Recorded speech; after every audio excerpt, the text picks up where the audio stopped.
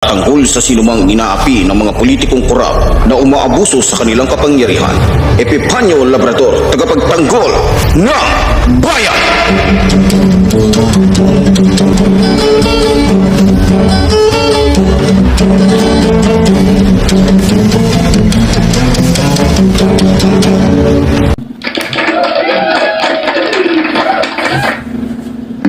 Para kanino ba ang batas na sinasabi nila? Para kanino ba ang batas na nilikha? Ang batas na ba ay para sa lahat o para lamang sa mga taong maraming pera? Tila ba ang batas natin ay bulag sa mga taong mayroong kapangyarihan? Nagbibingi-bingihan, nagmamahal-mahalan ang batas sa tulad niyang makasalanan. Para kanino ba ang batas na sinasabi nila? Para kanino ba ang batas na nilikha? Ang batas na ba ay para sa lahat o para lamang sa mga taong maraming pera? Para ba ang batas natin ay wala ng dangal? Tila ba ang batas natin ay duwag sa mga taong may pera, sa taong tulad niyan?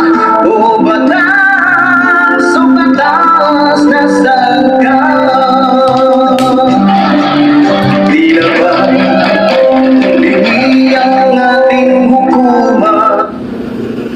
Okay, good morning po sa inyong lahat, mga minamahal kong mga kababayan. Muli nandito po ng lingkod, Epifanio Labrador, dito po sa ating programang Reaction Mo, Birada ko.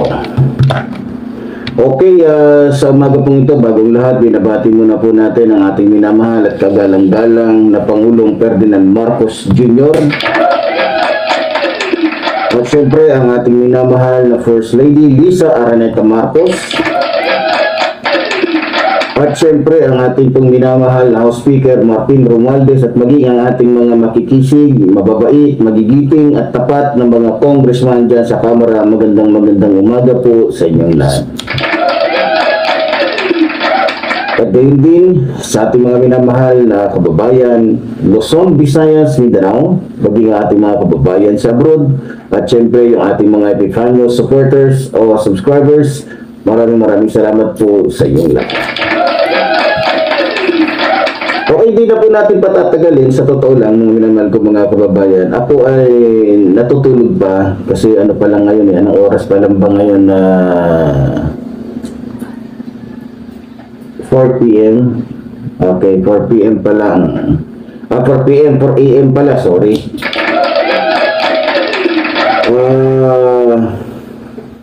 Hindi ko na may tumatawag pala sa akin yung isa sa aking makakasama na kung sakali pong kumasa, ito pong si Tado ba to? Yung galing sa mental. Yung nga pala, yung nawawala na sa sarili dahil sa, kumbaga balita ko, nagsasabog yung panghayop na to.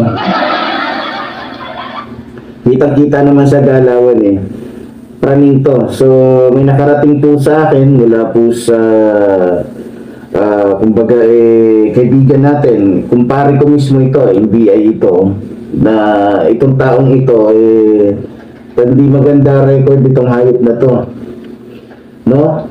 So ito yung sundalo na kung saan masasabi mong sundalong tae, no? Na sobrang baho.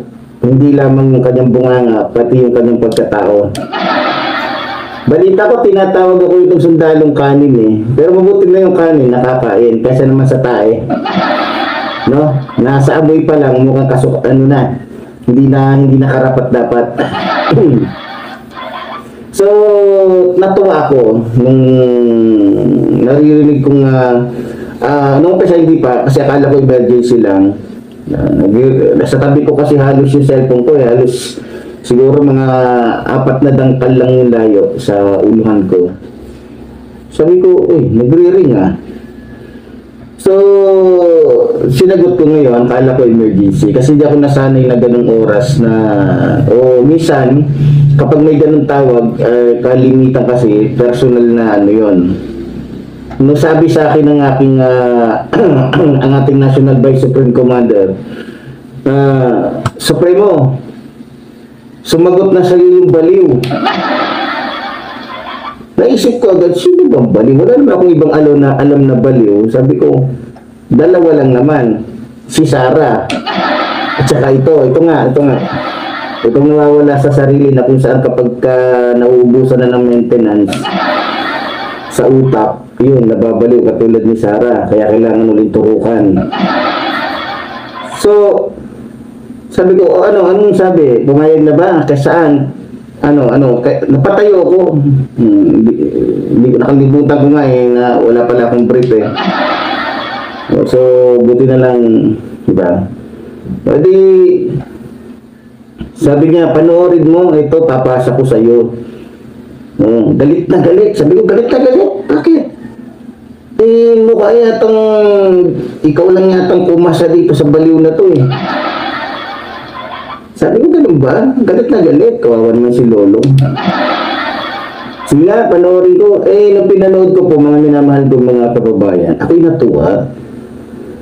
Pero, ako din ay nainis. Ako ay talagang, may part doon na ako ay naaawa din.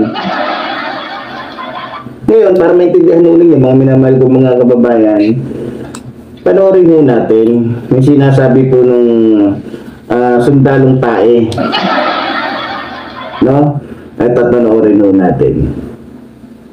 Magkato kayo, tinutulak ninyo ang mga kababayan natin na tumayo na pasukan na ng demonyo, na walang gugustuhin kundi dugo, kundi patayin kayong lahat.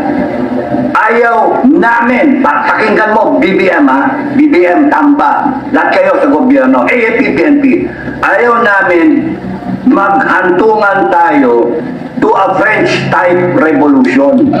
No? Remember the guillotine, the French Revolution? Pinukutan nila ng ulo, lahat ng aristocrat, lahat ng gusto niyong umabot tayo sa ganun. Yung Pilipino, malapit sa ganun. Kaya, ang solusyon dyan, simple. Isa lang ang dyan eh. BBM, Tamba, Congress, lahat kayo sa gobyerno, ang solusyon sa inyo, good governance lang. Uy, nadinig ko na yun. Good governance, nadinig ko na yun. Pucha, ang problema yun, sinasabi ni Duterte yun eh. Sinasabi ni Sara yun eh. Sa part na to, mga minamahal ko mga kababayan, ako po'y awang-awa dito eh. Ako po ay halos araw-araw ang kaharap ko mga opisyal. Merong captain, merong major, merong colonel, at paminsan-minsan naman may general. Pero di pa ako nakakita ng ganitong magsalita na parang wala sa sarili. Nakikita po ko, may mga kilala kong colonel, captain, major, kahit sila ay retiro na, yung formality ba? Yung galawang sundalo, yung galawang nasa tama pang pag-iisip, mararamdaman mo pa rin, makikita mo pa rin. Pero ito, nung napanood ko to, itong sinasabi niyang ito, ako na nagsasabi sa inyo, kahit hindi na, huwag nyo nang itanong sa doktor eh. May tama ho to sa utak. Tumutog totoo nga po yung sinabi ng aking kumpare na ayon sa kanilang pagsisiyasat, may sayad ho talaga to. Kaya nga minsan hindi daw tumatabi yung asawa nito sa kanya dahil minsan iniisip niya na yung katabi niya Abu Sayyaf. Kaya ang ginagawa, humihiwalay ito ng tulog. At saka ito, pag natutulog, lagi po itong may nakatakin. May nakatakin na kutsilyo. Kasi, hindi na pala ito pwedeng pahawakin ng armas dahil minsan na pala itong dinala sa police station. Dahil, magaslaw. Hindi alam ng tulongges na ito na kung ano yung ating koneksyon, hindi alam nito kung ano yung ating magagawa. Basta, tinawag niya akong sundalong kanin. Pero maganda naman dahil ikararangal natin na tayo ay naging sundalong kanin. Huwag lamang maging sundalong tae. Mas mahirap yun. Masagwa at saka maalingasaw sa tainga. Sa tainga sa ilong pala. Akala ko kasi bumaliktad na yung tainga sa ilong yan. Diba? So, sa part na to, naawa ako sa kanya. Para siya nagkikwento ng isang imahinasyon niya na akala niya magaganap. Diba? So, sinasabi niya dito yung nangyari sa ibang bansa na pinugutan si ganun, pinugutan sa ganyan. At ang napansin ko ba dito, ang napansin ko dito sa taong ito, hindi pala ito marunong lumaban na nag-iisa. Gusto niya lagi siyang gusto niya, lalo na pag naiipit na siya, pag alam niyang nabubuking na yung kanyang katarantaduhan, yung kanyang yabang-yabangan, idadamay niya na yung mga taong bayan. Idadamay niya na yung taong bayan. Ang tanong, sino taong bayan? O baka mga tambay lang yan? Taong bayan daw. Sino taong bayan? Halos 99% ng taong bayan ay hindi naman sumusuporta kay Duterte, kundi sa ating mahal na Pangulo.